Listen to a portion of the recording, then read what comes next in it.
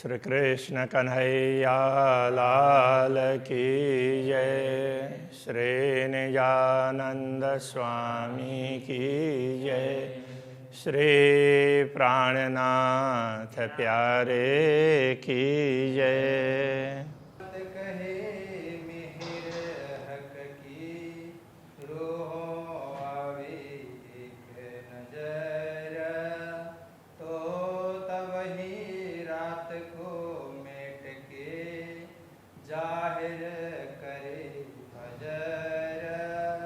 जाहिर करे फजर।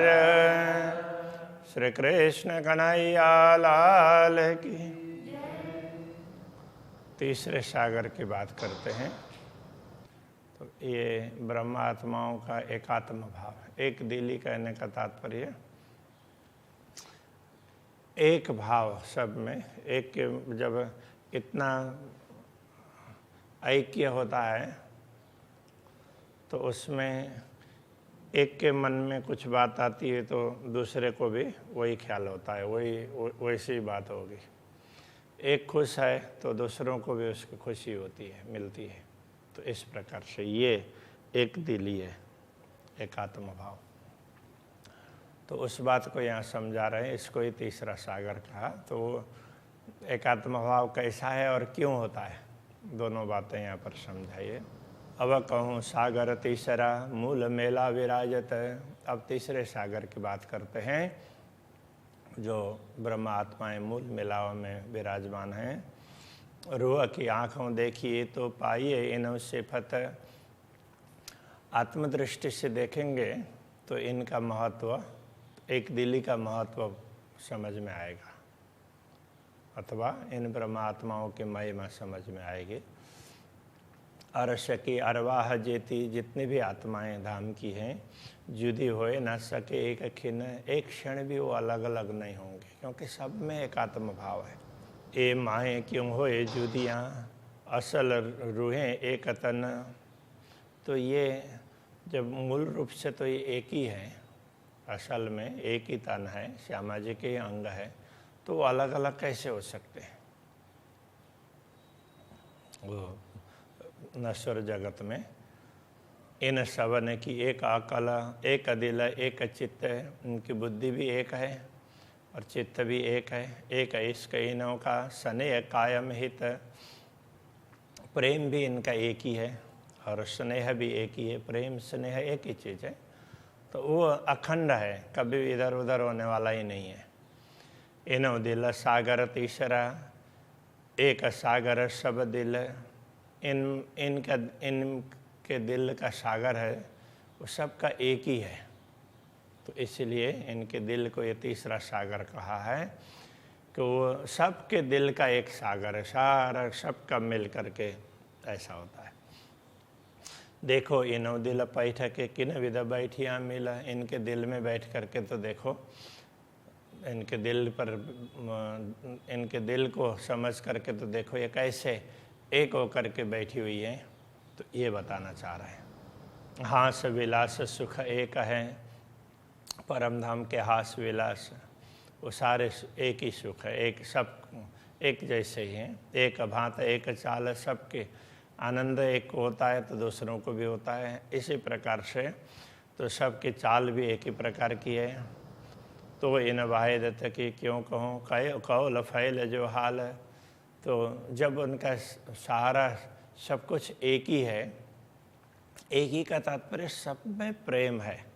कोई ऐसा कोई दूसरा विचारता हो, कोई तीसरा विचारता हो, इस प्रकार से नहीं है। तो फिर अलग अलग लीलाएं कैसे करेंगे, तो वो तो फिर जैसे जिन जिन को वो तो वैरायटी दिखाएंगे ना, तो उसके हिसाब से राज्य बोलेंगे कि कोई ये कर लें, दूसरा कर लें। तो उस हिसाब से सबको ड्यूटी दी हुई होती है, तो उस हिसाब से वो काम करते हैं। तो इस जब इनका सारा एक ही है तो इनके इन अद्वैत ब्रह्मात्माओं का मन वचन कर्म, तो इनके विषय में हम क्या वर्णन कर सकते हैं। तो कया वाहिदत, इनको इसीलिए इनको वाहिद अद्वैत कहा है। अर्श अरवाहक जात, परमधाम की आत्माएं हैं, पूर्ण ब्रह्म परमात्मा की ही अंग स्वरूपा है। ज्यों ज्योते ज्योत उद्योत भई, त्यों सूरत की सूरत से फात। जैसे एक ज्योति से दूसरी ज्योति प्रकाशित होती है, तो ज्योति से ज्योति उसमें होगी ना, तो इस प्रकार से तो ये ब्रह्मात्माओं की विस्तृति है कि वो सूरत की सूरत है। अक्षराते धामधन्य की अंगना श्यामा जी की अंगनाएं ब्रह्मात्माएं इस प्रकार से है। तो ऐसे इनकी महिमा है। इन एक दिली रूहन की एक क्यों कर कही जाए, इन ब्रह्मात्माओं की एक दिली की बात कैसे कही जा सकती है। एक रूह कहे गुज हक का, दूजी अंग ओमंगन समाए। एक ब्रह्मात्मा उसको राज्य का अनुभव होता है, अथवा वो कुछ भी वन में खेलते हुए भी उसको लगता है राज्य मेरे साथ में खेल रहे हैं, तो वो दूसरे सखी के साथ बात करते हुए तो इस प्रकार बात करते हैं, तो दूसरे को भी लगता है वो मेरे साथ में भी ऐसा ही हो रहा है। तो ये एकात्म भाव है। एक रूह कहे गुझा का, दूजी अंग उमंगन समाए। दूसरे को वो आनंद इतना आता है वो समाता ही नहीं है। वह सुख कहवे अपना, जो किया है हक से वो अपना सुख की बात कर रही है। दिल दूजी के यूँ आवत, सब सुख लिया मैं। दूसरे को लगता है जो इसको मिल रहा है वो मुझे भी मिल रहा है, ये मैंने ही प्राप्त किया है सुख, ऐसा लगता है।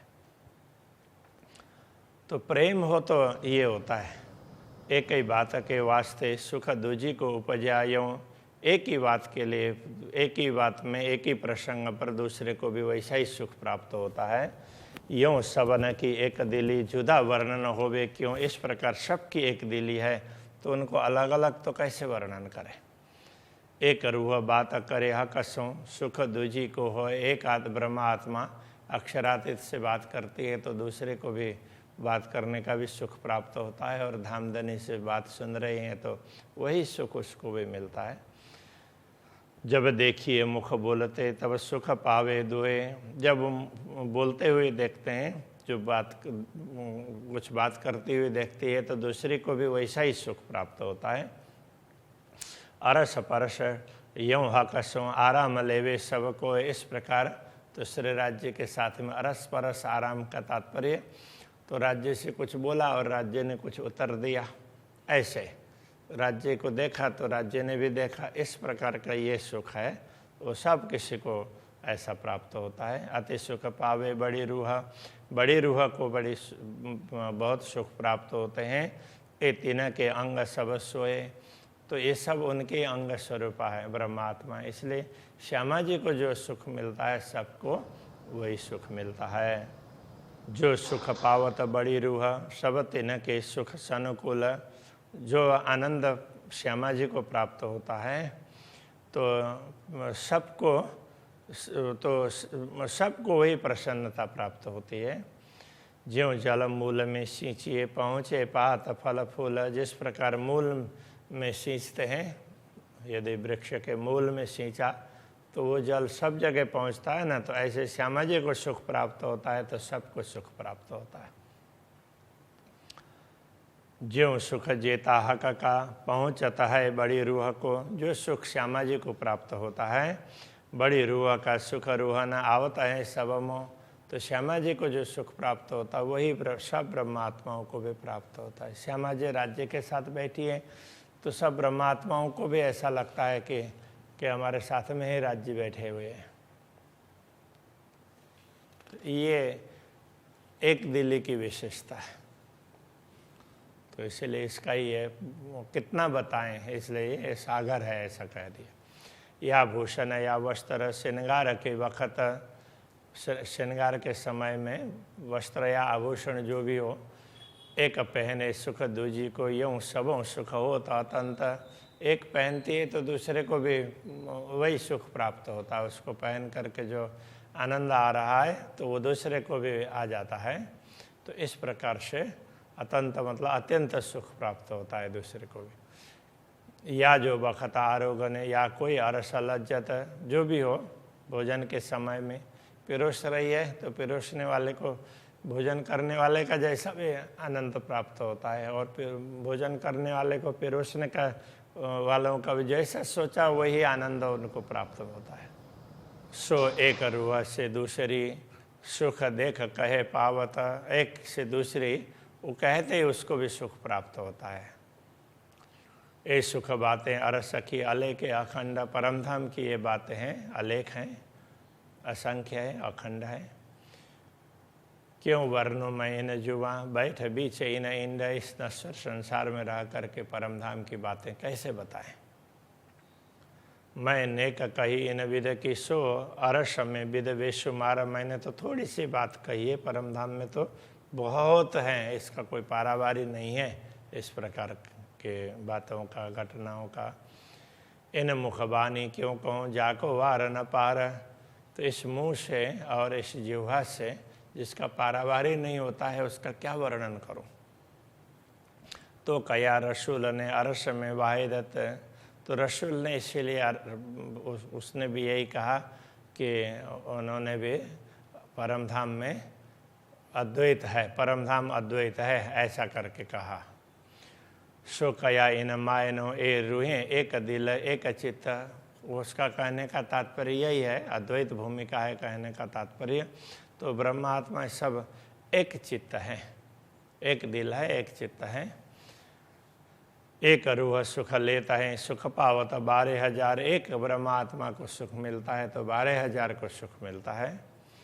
तो कई जो चीज़ें अरस की सो चीज़ें चीज़ अपार, तो परमधाम की बातों की तो क्या कहें, तो उनका कोई पारावारी नहीं है। सुख हो या दूसरी सामग्री हो तो उसका कोई पारावारी नहीं है। जो कोई चीज़ें अरस में बाग जीनी जानवर, ताको सुख बल इसका सो पार न आवे क्यों कर।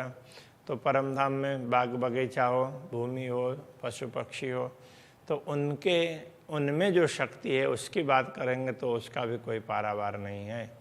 या पशु या वृक्ष, कोई पशु हो या वृक्ष वगैरह हो, अपार तीनों की बात उनकी भी महिमा बताई नहीं जा सकती।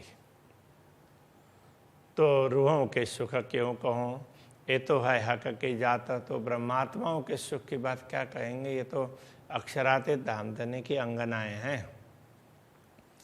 तो एक वृक्ष का भी वर्णन नहीं हो सकता, एक पशु का, पक्षी का, उसका भी वर्णन नहीं हो सकता है। वर्णन करने लग जाते हैं तो पूरी बात तो उनकी भी नहीं बताई जा सकती, ये कहना चाह रहे हैं।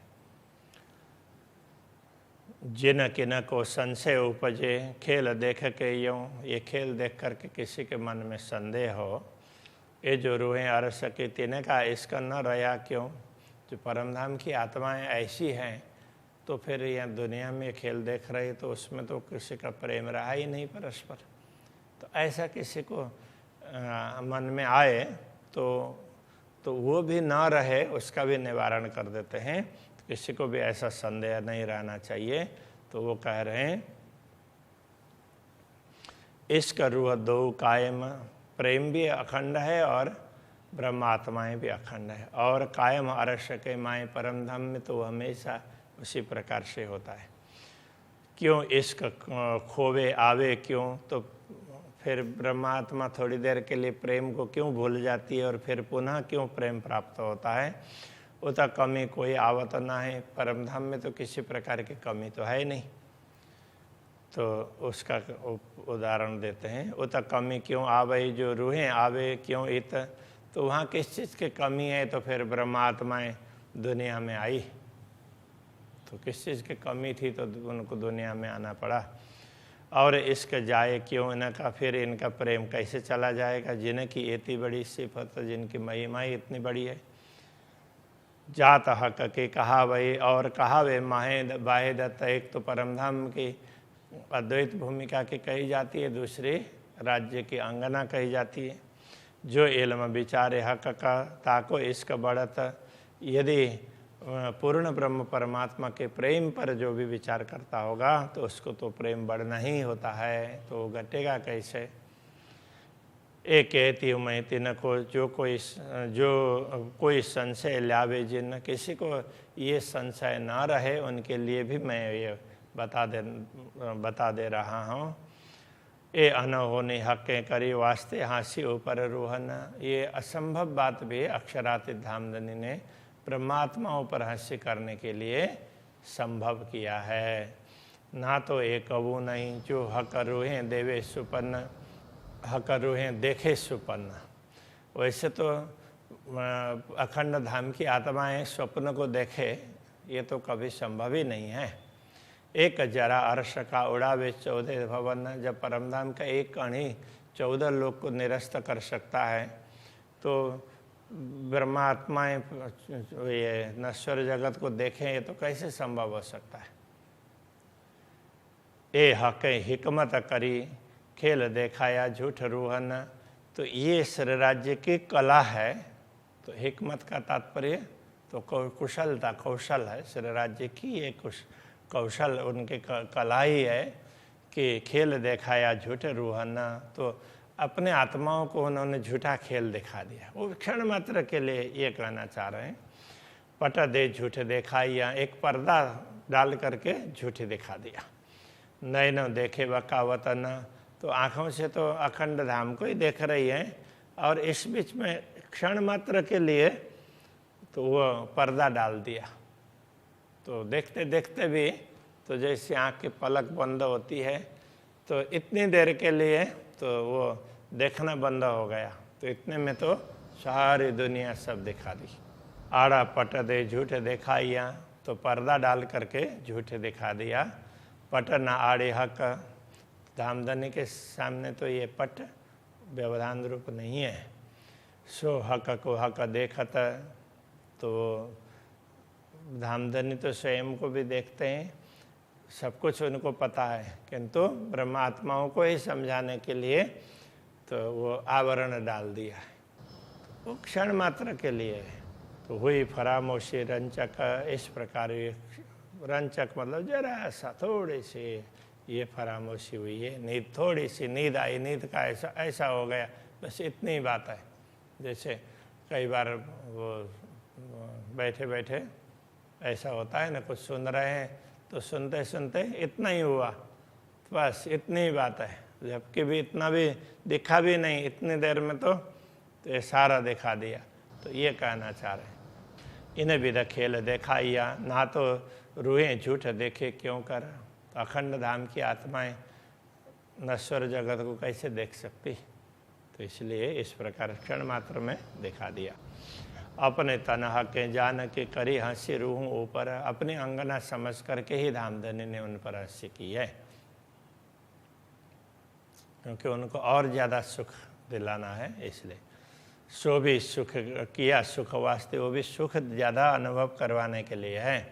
पर अब सुध किन को नहीं। किंतु जितने देर दिखाया इतने में किसी को भी ख्याल नहीं है। खेल देसी सुख बड़े। अब जागे अरस के माहे। जब जागे अरस के माहे, जैसे ही जागृत हो जाएंगे तब ये झूठ, जो कुछ झूठ में देखा स्वप्न में, तो वो भी उनको बड़ा आनंद देने वाला होगा। उस समय उसकी बात कर करके सब थकेंगी नहीं। हादी नूर है हक का। और रोएं हादी अंग नूर। श्यामा जी अक्षरातीत की ही अंगना है, और ब्रह्मात्माएं श्यामा जी के अंग के नूर हैं। इन विधा अरस में बाहे दत्ता ये सब हक का जहूर। इस प्रकार परम धाम में अद्वैत भाव है। ये सब अक्षरातीत धामधनी का ही अंग कहें और उनका ही प्रकाश कहें, ये सब उनका ही तेज है। महामत कहे ये तीसरा। ये जो रूह दिल सागर, ब्रह्मात्माओं के दिल का ये अद्वैत भाव है, यही तीसरा सागर है। अब कहूँ चौथा सागर। पट खोल देखो अंतर। अब चौथे सागर की बात करते हैं, तो उसको पट खोल करके देखो, अंतर के पट को खोल करके देखो और उसको भी समझ लो। अब चौथा सागर आगे बताएंगे श्री राज्य के श्रृंगार का। तो बहुत लंबा चलेगा, कई प्रकरण तक चलते रहेंगे। अभी ये तो अभी के इस प्रसंग को यहीं पर रखते हैं। श्री कृष्ण कन्हैया लाल की।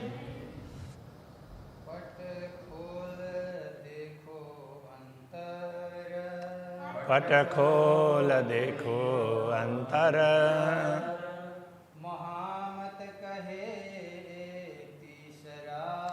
महामत कहे तीसरा,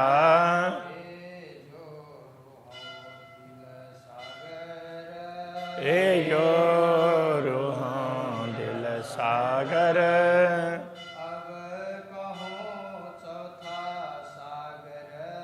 अब कहूँ चौथा सागर,